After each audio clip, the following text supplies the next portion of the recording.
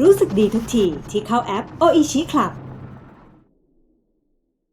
สนับสนุนโดยผลิตภัณฑ์เสริมอาหารอายิโนโมโตะอะมิโนไนท์แลคตาซอยเอ็กซ์ตร้า300โปรตีน9 กรัมประโยชน์เต็มกล่องอร่อยคุ้มค่าดื่มทุกวันได้ทุกเจน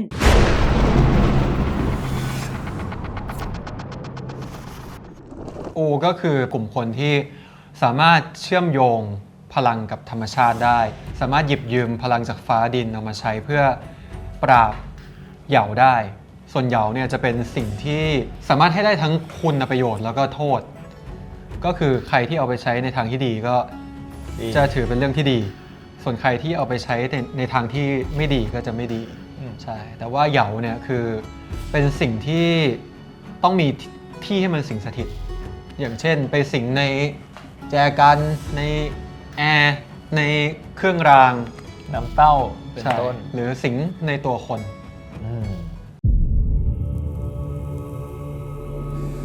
โลกเรามีพลังลี้ลับอยู่2ประเภทแบบแรกคือพลังฟ้าดินเป็นพลังที่บริสุทธิ์ถูกต้องอูครับก็คือเป็นผู้คนที่มีพลังเชื่อมพิเศษกับฟ้าดินเป็นเซนส์พิเศษที่รับได้จากธรรมชาติฟ้าดินเนี่ยแหละครับไม่ว่าจากอากาศหรืออะไรเนี่ยครับซึ่งมันเป็นเหมือนคล้ายๆซิกเซนนะครับอาจจะบางคนได้มากำเนิดบางคนได้มาทีหลังซึ่งมันสามารถฝึกได้ด้วยครับมันเป็นอย่างนั้นครับพลังอีกแบบหนึ่งมันเกิดขึ้นมาอย่างผิดธรรมชาติฝืนฟ้าฝืนดินเหยาก็คือเป็นวิญญาณที่เกิดจากการไหว้หรือการบูชาแล้วเป็นพลังงานอย่างหนึ่งกลายเป็นปีศาจนะครับเหยาที่จริงมันมีทั้งดีและไม่ดีไม่ใช่ว่าทุกตัวจะต้องปราบครับไม่ใช่ปีศาจทุกตัวเป็นตัวที่ไม่ดีเหมือนกันครับมันเป็นอย่างนั้นครับ现在妖魔的威力占据人们的心魔力这么大的妖魔，已经好几代人都没被人放出来过。แต่ถ้าเป็นปีศาจตัวนั้นจริงๆเราจะทำอะไรได้แต่ในฐานะอูอ่ะเพราะเราก็ต้องหาหนทางปะ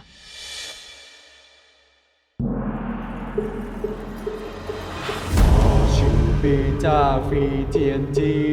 วีเจียนเวียงจ้าวีเจียนจีครับก็ของผมนะครับรับบทเป็นนิรันดร์นะครับก็จะเป็นอูที่ได้ร่ำเรียนวิชานะครับแต่ว่ามีปัญหาบางอย่างทำให้ถูกตราหน้าว่าเป็นอูนอกคอกไม่ได้แบบว่าสนใจถึงกฎระเบียบของการเป็นอูที่ดีงามเขาก็แบบว่าใช้ชีวิตตามสัญชาตญาณเลยใครให้เงินมาจ้างเนี่ยเขาก็ไปหมดจนกระทั่งได้มาเจอกับพีทก็จริงๆคือด้วยตัวละครพีทเป็นคนธรรมดาคนหนึ่งนี่แหละที่ได้ใช้ชีวิตในการเอาตัวรอดในแต่ละวันแล้วกันพีทก็เลยพยายามหาเงินทุกวิธีทางพีทก็เลยได้มีโอกาสไปเกี่ยวข้องกับการพนันแล้วคราวนี้เหมือนนิรันดร์เขาก็มีเซนส์อะไรบางอย่างที่จะต้องมาปราบเหย่าที่นี่อะไรเงี้ยก็เลยทำให้มีโอกาสได้เจอพีทครับก็พอนิรันดร์ได้มาเจอพีททำไมถึงได้มาเป็นดูโอกันเพราะว่าก็เป็นเหตุการณ์หนึ่งที่พีทอยู่ๆก็ได้เริ่มเห็นเหย่าเหมือนกันพอพีทได้เริ่มเห็นเหย่าอะไรเงี้ยครับคือทางนิรันดร์เขาก็มีเซนส์อะไรบางอย่างที่เลยแบบรู้ว่าไอเนี่ยมันเห็นก็เลยแบบมีโอกาสได้มาแบบคุยกันแล้วก็เลยทำให้เกิดเรื่องราวแบบว่าจะต้องไปปราบเหย่าด้วยกันพีทมึงก็เห็นใช่ไหมล่ะเพราะมึงก็เป็นหนึ่งในพวกมันคงมีใครทำพิธีกรรมอะไรบางอย่างกับมึงใช่ไหมเรื่องเราก็จะเป็นซีรีส์แนวแอคชั่นแฟนตาซีนะครับเป็นอีกเรื่องที่แอคชั่นแบบว่าอีกหลายเลเวลขึ้นคือขึ้นแบบเป็นสเต็ปที่แอดวานซ์มากๆแล้วก็ใช้ร่างกายหรือว่าทำการบ้านกับตัวเองเยอะมากซึ่งแอคชั่นที่ต่อสู้แบบคนมันก็ยังเป็นปกติแต่มันจะมีอีกขั้นแอดวานซ์อีกแบบหนึ่งที่เรารู้สึกว่าเราก็ต้องไปฝึกเองอะไรเงี้ยความรู้สึกแรกรู้สึกว่ามันน่าสนใจมากเพราะว่าจากประสบการณ์ที่อยู่เมืองจีนนะครับแนวนี้เรียกว่าศาสตร์ที่น่าสนใจมากเลยเพราะว่ามันมีบันทึกไว้เยอะมากแล้วก็มีปีศาจต่างๆในนับไม่ถ้วนซึ่งเป็นเรื่องราวที่สามารถเขียนและขยายความได้มากมายแล้วมันน่าสนใจมากเลยเพราะว่ามันค่อนข้างจะสมบูรณ์แบบเรื่องนี้มันจะมีปมหลายปมมันจะมีปมว่าโอเคเราเป็น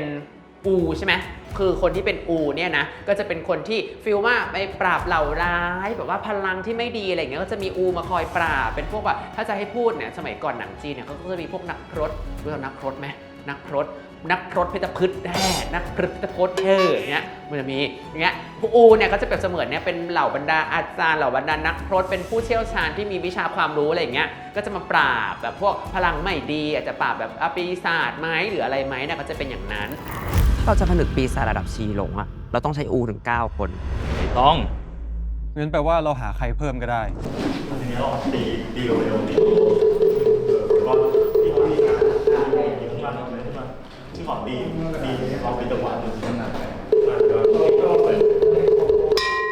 ครับก็เรื่องนี้สกายรับบทเป็นนิรันดร์นะครับจากภายนอกที่ทุกคนเห็นก็อาจจะรู้สึกว่านิรันดร์เป็นคนที่ใจเย็นมีเหตุผลรอบคอบเป็นคนที่ผมว่าทำอะไรเป็นระบบมีการวางแผนมีขั้นตอนสเต็ป1 2 3 4ในเรื่องนิรันดร์จะเป็นคนที่ค่อนข้างนิ่งแล้วก็เวลาจะ express อะไรออกมาเนี่ยมันจะแบบไม่ค่อยมี gesture ร่างกายจะเป็นคนที่ใช้ inner emotional ผ่านทางสายตาผ่านทางความรู้สึกมากกว่าก็เลยมีความยากที่เราจะแบบถ่ายทอดมันออกมายังไงให้คนดูรู้สึกถึงสิ่งที่เรารู้สึกอยู่แล้วก็รวมไปถึงสกิลอื่นเช่นเรื่องภาษาจีนก็มีทั้งจีนกลางจีนฮักการวมไปถึงความเป็นอูเนี่ยมันก็จะมีพิธีบางอย่างที่มันต้องสอดคล้องกับศาสตร์หนึ่งซึ่งเราก็ต้องไปเรียนรู้ศาสตร์นั้นแล้วก็มาอัดแอปใช้กับตัวละครของเราเ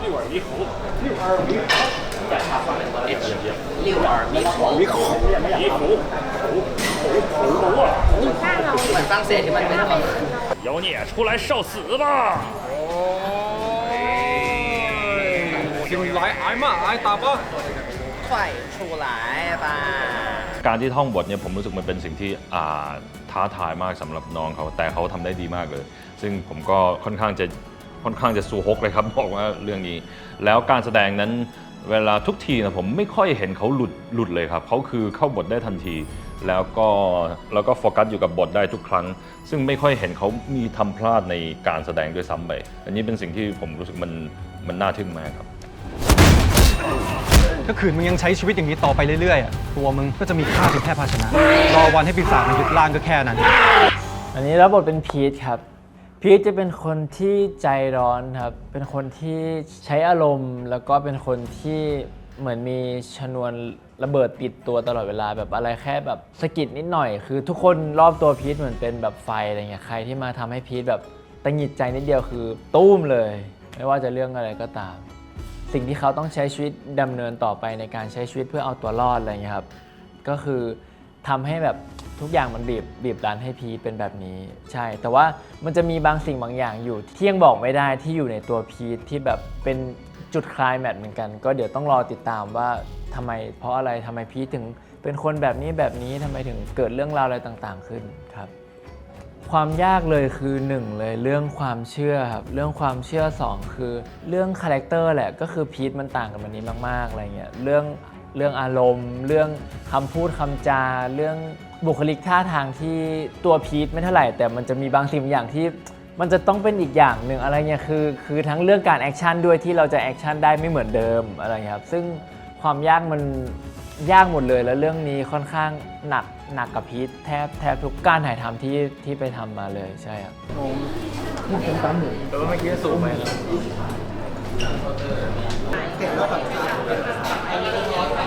รับทางซ้ายเลยครับซ้ายเลยซ้ายอ๋อได้เข้าใจผมเข้าใจแล้วอันนี้เลยลงมาลงมาเลยแล้วค่อยขึ้นมานานี้ก็เหนื่อยเพราะว่านานี้เขาต้องแอคชั่นอะไรเยอะสุดเขาเป็นคนนานี้เพราะว่านานี้เนี่ยเขาเปิดเรื่องมาเนี่ยเขาเป็นคนต่อยตีเลยแล้วก็เขาต้องมีบทแอคชั่นมีในบอลอะไรเต็มไปหมดต่อมาเขาก็ต้องมีแอคชั่นที่เยอะกว่านั้นอีกอะไรอย่างเงี้ยพีทหรือว่านันนี้เนี่ยเขาจะค่อนข้างเหนื่อยเพราะก็จะมีไปซ้อมคิวแอคชั่นอะไรอย่างเงี้ยอูน่ะเป็นแค่คนธรรมดาที่สามารถเชื่อมต่อกับพลังธรรมชาติแล้วหยิบยืมพลังนั้นมาใช้活该分裂倚天之力靠犯妖魂速速现身我是大宝ในเรื่องอูรับบทเป็นเจียเห่าครับ เป็นคาแรคเตอร์ที่ค่อนข้างชัดเจนครับ เป็นคาแรคเตอร์ขี้เหล้าที่ปราบเหยาแล้วแบบหดหูจนเลิกปราบไปแล้วครับ ก็เลยแบบกินเหล้าทุกวันเหมือนหนีสิ่งที่เคยทำสิ่งนั้นแล้วก็ใช้ชีวิตที่มีแต่ความสุขครับ ความยากที่ชัดเจนเลยก็คือต้องมีความรู้เยอะด้านการปราบเหยาครับ เพราะว่าเป็นรุ่นพี่มาก่อนแล้วก็ปราบมานานมากแล้วเพราะฉะนั้นไม่ว่าด้านไหนเนี่ยเขาจะมีความรู้เยอะกว่าเด็กๆที่ปราบกันอธิบาย และใช้คำศัพท์เฉพาะที่เกี่ยวกับการปราบเหยาเนี่ยให้ถูกต้องแล้วก็อธิบายให้ทุกคนเข้าใจขั้นตอนต่างๆแล้วก็เป็นที่ปรึกษาของทุกคนครับอย่างนั้นครับตื่นเต้นเอาจริงตื่นเต้นนะด้วยความที่คาแรคเตอร์ที่เขาเล่นมาเรื่องก่อนหน้ามันแบบมันดุดันอ่ะมันมีความแบบเฉดมันแบบสนุกดีอ่ะเลยแบบตื่นเต้นที่จะเล่นกับเขาแต่พอมาเจอตัวจริงเขาแบบมีความแรกๆนะเขามีความนิ่งมีความหยั่งเชิงอ่ะเราก็เลยแบบไม่รู้จะแบบเข้าไปคุยกับเขายังไงดีแต่พอได้เล่นด้วยกันแล้วแบบผ่านสารทุกข์สุขดิบมาประมาณนึงผ่านซีนพิธีกรรมมาก็พี่เขาก็แบบมีมุมแบบน่ารักมีมุมแบบผ่อนคลายสนุกแล้วก็เป็นแบบพี่คนหนึ่งที่แบบดูเข้ากันได้แต่ถ้าเป็นปีศาจตัวนั้นจริงๆเราจะทำอะไรได้แต่ในฐานะอูอะเพราะเราก็ต้องหาหนทางปะ และบทเป็นเฟยจ้าเฟยเนี่ยนะเขาจะเป็นคนที่สุขุมนุ่มลึกเขาจะเป็นคนที่จริงๆแล้วเขาไม่พูดเยอะหรอกไม่เหมือนอีโกจิจะชอบพูดเยอะงงเหมือนกันว่าเขาจะเรียกเราไปเล่นได้ยังไงเพราะว่าเราเป็นคาแรคเตอร์ไม่เหมือนเลยอะถ้าเฟยเนี่ยเขาอยู่บนฟ้าใช่ไหมเฟยที่จริงเฟยแปลว่าบินนะคาแรคเตอร์เนี่ยคือเนี่ยก็เป็นชุดคาแรคเตอร์นี่แหละก็คือตอนไปถ่ายตอนอะไรก็คือเป็นชุดแบบนี้เลยแล้วก็โอเคพี่สาวซึ่งเป็นพี่สาวที่เคยเป็นพี่ชายมาก่อนค่ะตอนเด็กๆคือเป็นพี่ชายโตขึ้นมาเป็นพี่สาวเข้าใจไหมคือมันมีความเปลี่ยนแปลงเราก็เป็นแต่ว่าเราก็เหมือนไปรับใช้ฟิลรัฐมนตรีที่คนอื่นมองเข้ามาแล้วเฮ้ยอีคนนี้มันเอาพลังของมันไปใช้ในทางที่ไม่ดีหรือเปล่าเพื่อไต่เต้าหรือเปล่าหรือว่าอะไรหรือเปล่าแต่ว่าจริงๆเราก็มีหลักการมีคุณธรรมมีอุดมการณ์ของเราว่าเราอยากจะพัฒนาประเทศเราจะให้ประเทศนี้มันเจริญรุ่งเรืองขึ้นเราอยากจะให้มาผลักดันไปในทางที่ดีอะไรอย่างเงี้ยในมุมของตั้งแต่เราทำงานเป็นพิธีกรเป็นนักแสดงกับพี่กอจิก็เห็นถึงความโปรเฟชชั่นอลของเขาอยู่แล้วพอมาทำงานนี้แล้วก็ไม่ค่อยแปลกใจเท่าไหร่เพราะแบบพี่เขาตั้งใจแล้วก็อ่านบทมาทำทุกอย่างได้ตามคำสั่งอยู่แล้วก็เลยแบบสบายใจที่จะแบบทำงานกับพี่เขาปีมาเมียเดือนมาเสร็จวันขาวเวลาเข้ายามอกพลังงานแห่งเลิกโทษไร้คุณตรงก็จะเป็นอีกคนหนึ่งในพิธีซึ่งจะเชี่ยวชาญเรื่องศาสตร์ที่เรียกว่าอี้จิงมันก็จะเป็นแบบว่าการดูเรื่องของเลิกงามยามดีปีนักกษัตริย์ยามไหนเหมาะสมกับการทำกิจอะไรเรื่องนี้ผมรับบทเป็นตรงครับตรงก็จะเป็นอาจารย์ที่ดูดวงครับเป็นอาจารย์ดูดวงรู้วิชาต่างๆอะไรอย่างนี้ครับคอยทำนายคอยบ่งบอกเกี่ยวกับเรื่องพวกแบบรายละเอียดต่างๆในการทำพิธีครับเป็นทางที่ปรึกษาความรู้เหมือนเป็นคลังตำราครับเพราะว่านี่จริงๆแล้วก่อนที่ตรงจะมาร่วมงานเนี่ยเขาแบบเลิกดูดวงแล้วไปเป็นแบบบรรณารักษ์อยู่ที่ห้องสมุดครับแล้วก็ถูกคุณเฟยชวนมาร่วมอะไรเงี้ยครับก็ตัวละครเนี้ยเขามีความรู้เยอะเขาอ่านหนังสือเยอะอะไรเงี้ยครับแต่ว่าที่เขาเลิกเพราะว่าโดนด่าว่าทำนายไม่แม่นเลยวะทำไมแบบพูดแบบนั้นแล้วมันออกอีกแบบนึงตลอดเลยเขาเลยแบบเหมือนแบบหมดกำลังใจในการจะเป็นอาจารย์ดูดวงครับก็เลยแบบผันตัวเป็นบรรณารักษ์แทนแต่ว่าอาจจะมีทำความเข้าใจเกี่ยวกับศัพท์บางศัพท์ที่ตัวอาจารย์ตรงตัวนี้มันต้องพูดออกไปอะไรเงี้ยเพราะบางทีผมก็สงสัยว่าอันนี้เป็นแปลว่าอะไรวะพี่อะไรเงี้ยพูดแบบนี้ใช่ไหมหรืออะไรเงี้ยแต่เพราะว่าผมอาจจะไม่ต้องพูดจีนเหมือนพี่พลังพี่ก็จีหรือสกายเขาอะไรเงี้ยครับไอ้ตัวนี้ก็ไม่มีพลังเหมือนกันแต่ว่าแค่มีความรู้แล้วก็คอยจดบันทึกว่าเกิดอะไรขึ้นบ้างในพิธีการอะไรเงี้ยครับ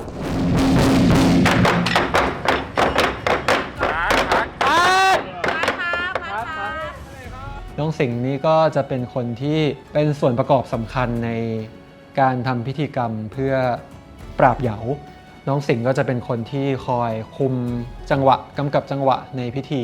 สิงห์รับบทเป็นหยกค่ะหยกก็จะมีความมั่นใจในตัวเองแล้วก็พึ่งพาตัวเองได้แล้วก็ทำหน้าที่ตีกลองค่ะมันยากตรงการออกแอคชั่นมากกว่าเพราะว่าถ้าเป็นกลองสากลมันจะมีความแพทเทิร์นเยอะแต่อันเนี้ยมีแพทเทิร์นแต่ก็ต้องออกแอคชั่นออกท่าทางซึ่งหนูไม่สนิทกับร่างกายหนู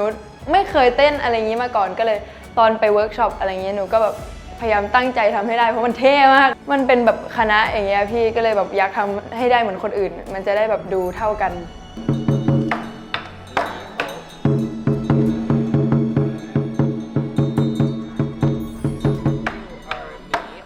ตีเป็นเดือนๆนะคะน้องสิงห์แล้วเวลาเข้าฉากเข้าซีนน่ะที่บอกว่าซีนหนึ่งอ่ะมันไม่ได้ผ่านง่ายๆนะคะมันต้องเล่นประมาณหลายเทคแล้วมันต้องมีการรับฝั่งนั้นฝั่งนี้รับรายบุคคลอีกมันเล่นเยอะมากแล้วน้องสิงห์ตีกลองเยอะมากบางทีน้องสิงห์ตีจนมือเป็นแผลนะคะ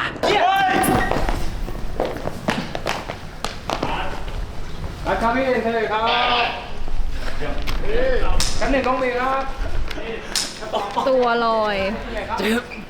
เขาแรงเยอะมากเมื่อกี้ผมลอยเลย เรื่องนี้ผมรับบทเป็นแจ็คครับก็จะเป็น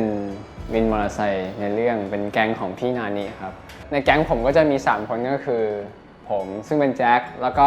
เต๋าแล้วก็ถั่วครับคาแรคเตอร์ของผมก็จะเป็นคนที่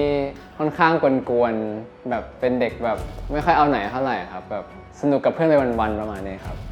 จริงๆผมแล้วก็เพื่อนในแก๊งก็ไม่ค่อยมีตังค์กันเขาก็แบบให้ตังค์มาแล้วก็จ้างผมไปช่วยปราบเหยาเลยรู้สึกว่าเป็นส่วนสำคัญในการปราบเหยาเหมือนกันครับผมรู้สึกว่าเป็นสิ่งที่ค่อนข้างท้าทายสำหรับผมนะครับเพราะว่าแบบตลอดเวลาที่ผ่านมาแบบเรื่องอื่นๆที่ผมเคยถ่ายมาก็ไม่ค่อยมี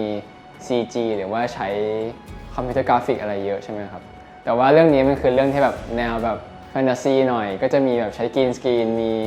ใช้แบบเทคนิคในการถ่ายเยอะขึ้นนะครับผมก็รู้สึกว่ามันก็ต้องปรับตัวไปแล้วก็ค่อนข้างท้าทายนะครับเพราะมันก็มีฉากแอคชั่นหลายๆฉากก็แอคชั่นครับ จะเป็นลมแล้วไม่ใช่ เฮ้ยจะเป็นลมแล้ว สดยอดเลยลูกแค่ เล่นทั้งวันอ่ะผมเนี่ย เรื่องนี้ผมรับบทเป็นเต่าครับผมตัวเต่าเนี่ยจะมีความอยู่ตรงกลางระหว่างแจ็คกับทัวร์ครับมันจะเป็นคนที่คอยดึงสติเพื่อนละกันแบบเป็นคนห้าวนิดๆแต่ว่าก็ยังแบบคอยดึงสติไอ้แจ็คกลับมาแต่ก็ยังไม่ได้ซอฟต์เท่าทัวร์ครับถ้าความยากผมน่าจะเป็นเรื่องของซีนบูซีนแอคชั่นละกันเพราะผมเองก็ไม่ค่อยได้ดูหนังแอคชั่นเท่าไหร่แล้วก็แบบยังไม่ค่อยเสียกับร่างกายตัวเองอะไรอย่างเงี้ยครับก็เป็นความท้าทายที่แบบพยายามทำให้มันดีที่สุดครับ เปลี่ยนสีตาได้อีกนานปะพี่3 ปีแล้วที่ฝึกเปลี่ยนสีตาฝึกแรกๆตาจะเป็นสีแดงก่อนช่วงแรกตาจะแดงต้องไปโรงพยาบาลบ่อยเพราะว่ามันปวดตามันปวดตาแล้วช่วง2อ่ะช่วง2คือเข้าสู่โหมดผ่าตัดละอ๋อผ่าตัดเลยใช่ผ่าตัดสมองแล้วมาคุยอะไรกันก็ไม่รู้ ผมรับบทเป็นถั่วครับถั่วเป็นรุ่นน้องของพี่พีทครับหรือว่าพี่นานีนะครับผมจริงๆในแก๊งเนี่ยก็จะมีแจ็คเต๋าถั่วนะครับแล้วก็พี่พีทที่ว่าจะอยู่ด้วยกันทั้ง4คนอะไรอย่างเงี้ยครับผมนิสัยของตัวละครถั่วครับถั่วก็จะมีความแบบกวนโอ้ยหน่อยๆอะไรเงี้ยครับผมจะมีความแบบฟิลแบบว่าไปไหนไปกันกับเพื่อนๆอะไรครับผมใช่ความยากของบทบาทนะครับความยากของบทบาทสำหรับตัวผมว่าไม่ได้เกินเอื้อมเราเท่าไหร่แต่ก็จะมีสิ่งที่ท้าทายมาใหม่ก็จะมีคิวบูด้วยอะไรเงี้ยครับผมน้องๆถือว่าตลกดีนะน่ารักแล้วพออยู่ด้วยกัน3คนก็เอ็นดูแล้วก็อยู่กับน้องเขาก็แบบเอนจอยอะไรเงี้ยแล้วน้องๆก็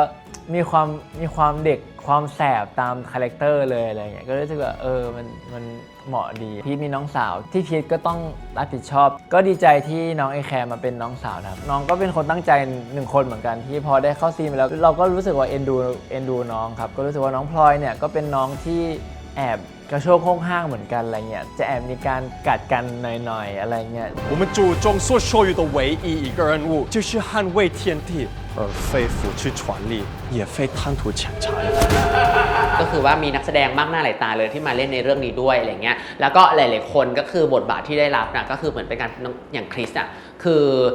จะเข้าซีนเข้าฉากได้ทีนึงอ่ะนัดมาเขาเรียกว่ามาพรีก่อนนะประมาณแบบ 3-4 ชั่วโมงนะเพราะว่าต้องแต่งหน้าแต่งตัวแล้วต้องมาคือพอกผิวมานิต้ายังแพ้นะคะมานิต้าที่พอกผิวน่ะคริสต้องมาลงตัวลงผิวลงอะไรอย่างเงี้ยเพราะว่าเขาต้องเปลี่ยนบุคลิกไปเลยอ่ะอันเนี้ย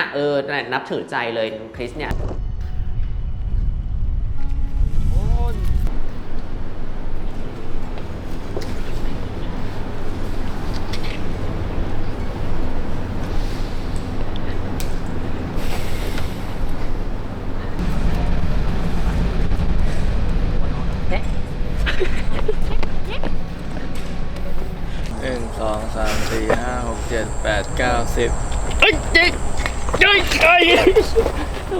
ผมว่าถ้าจากการทำงานทุกคนเขาเต็มที่นะทุกคนเขาใส่ใจแล้วก็ทุกรายละเอียดคือไม่ปล่อยผ่านเลยอะไรเงี้ยอันนี้คิดว่าทุกรายละเอียดไม่ว่าจะดีเทลเล็กๆน้อยๆนะครับเขาอันนี้ชอบสังเกตพี่ๆทีมงานเขาจะคอยแบบทุกคนเลยนะไม่ว่าจะ ตำแหน่งไหนๆก็ตามคือทุกคนจะคอยช่วยนึกคอยช่วยเก็บรายละเอียดคอยช่วยแบบเตือนว่ามีแบบนี้ผมว่าทุกอย่างมันคือเป็นงานที่ละเมียดละไมมากๆอะไรเงี้ยแม้แต่พี่วาเนี่ยเขาค่อนข้างจะจริงจังมากๆแบบไม่ยอมปล่อยอะไรง่ายๆแบบคือถ้าถ่ายไปแล้วมันสมมติว่าเทคนั้นมันดีละแต่ว่ามันเพิ่งมานึกได้แบบมาเตือนได้ว่าเฮ้ยเมื่อกี้มันมีแค่นิดเดียวก็คือต้องกลับมาเริ่มถ่ายใหม่ผมว่าทุกอย่างคือมันใส่ใจแล้วแบบดีเทลกับอะไรที่เป็นความเชื่อมันทุกอย่างมันต้องแบบไปด้วยกันทั้งกองครับในนี้เชื่อว่าทุกคนในกองเขาก็เชื่อไปพร้อมๆกับนักแสดงเลยซ้ำแบบเรื่องการเห็นเหยาเรื่องความเชื่อเรื่องทุกคนคือเหมือนเข้าใจไปกับเนื้อเรื่องไปพร้อมกันหมดเล่นก่อนเลยเล่นมันงงก่อนทำประจับที่หัวมันแล้วก็ดึงออกมานี่กูเคยดูในเน็ตมานะเล่นให้มันงงก่อนให้มันงงก่อนเพราะขี้มาชิ้นนึง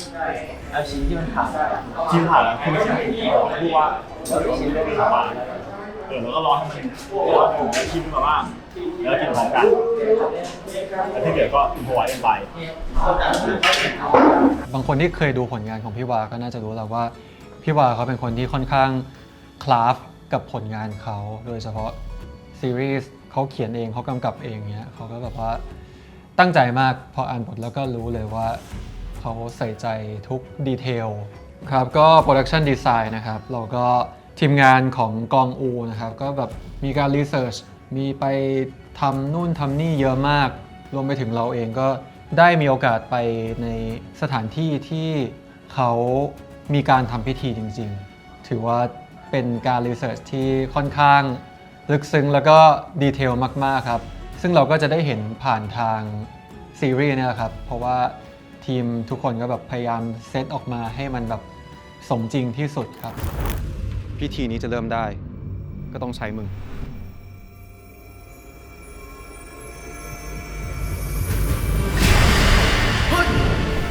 เธอกับนิรันดร์จะต้องใช้ชะตาร่วมกันกูก็คงทำไม่ได้อะถ้าไม่มีใครสักคนเชื่อในตัวกูซึ่งคนนั้นก็คือมึงเย้กูชนะ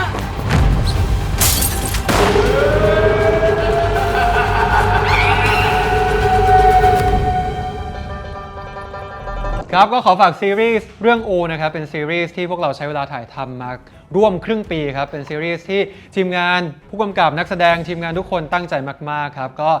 อยากฝากทุกคนให้ติดตามครับมีเซอร์ไพรส์มีสิ่งที่ทุกคนคาดไม่ถึงแล้วก็เป็นรสชาติซีรีส์แบบใหม่ที่คิดว่าทุกคนไม่เคยดูอย่างแน่นอนครับครับก็ขอฝากอูด้วยครับที่พวกเราทุกคนนะครับตั้งใจทำโปรเจกต์นี้ให้ดีที่สุดนะครับก็อยากให้ทุกคนติดตามนะก็เป็นอีกหนึ่งเรื่องที่รับรองว่าสนุกแล้วก็แฟนตาซีเรื่องความเชื่อมี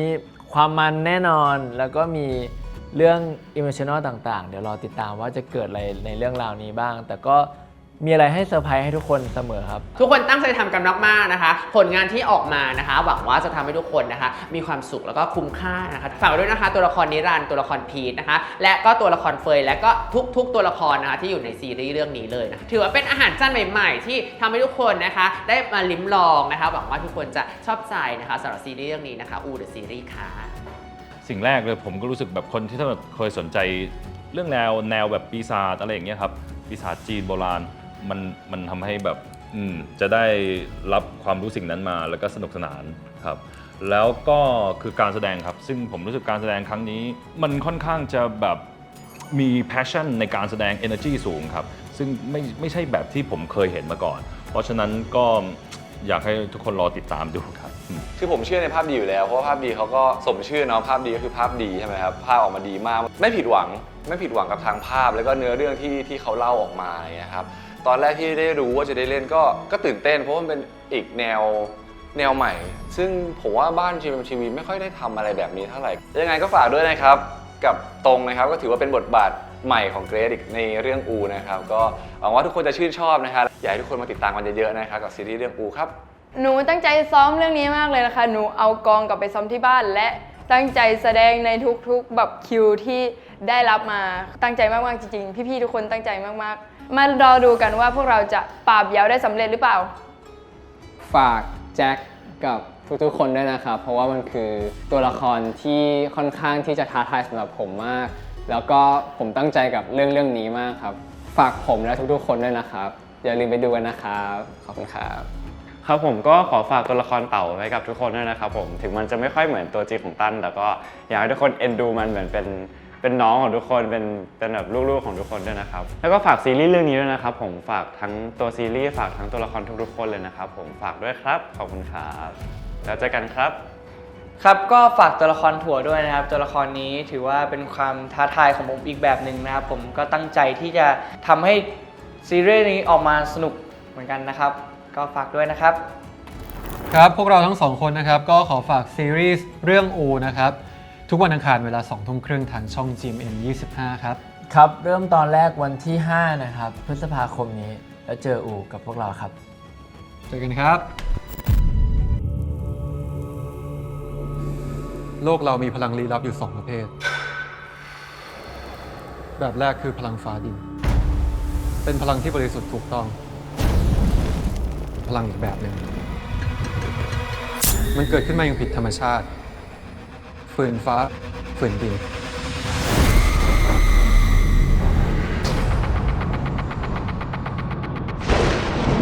现在妖魔的威力占据人们的心魔力这么大的妖魔，已经好几代人都没被人放出来过。แต่ถ้าเป็นปีศาจตัวนั้นจริงๆเราจะทำอะไรได้ แต่ในฐานะอูอ่ะเพราะเราก็ต้องหาหนทางปะ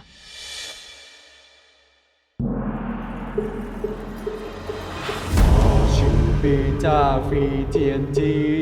你见面加飞天机。พีทมึงก็เห็นใช่ไหมล่ะ เพราะมึงก็เป็นหนึ่งในพวกมันคงมีใครทำพิธีกรรมอะไรบางอย่างกับมึงใช่ไหม ถ้าเราจะผนึกปีศาจระดับชีหลงอะเราต้องใช้อูถึง9 คนไม่ต้องงั้นแปลว่าเราหาใครเพิ่มก็ได้ พิธีนี้จะเริ่มได้ ก็ต้องใช้มึง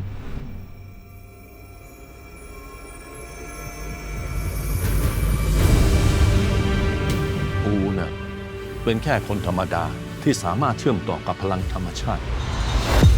แล้วหยิบยืมพลังนั้นมาใช้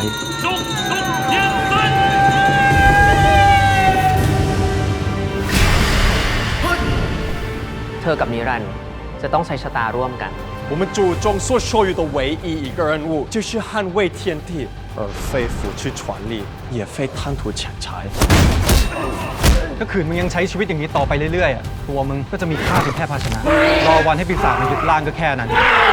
กูก็คงทำไม่ได้อะถ้าไม่มีใครสักคนเชื่อในตัวกูซึ่งคนนั้นก็คือมึง เย้กูชนะ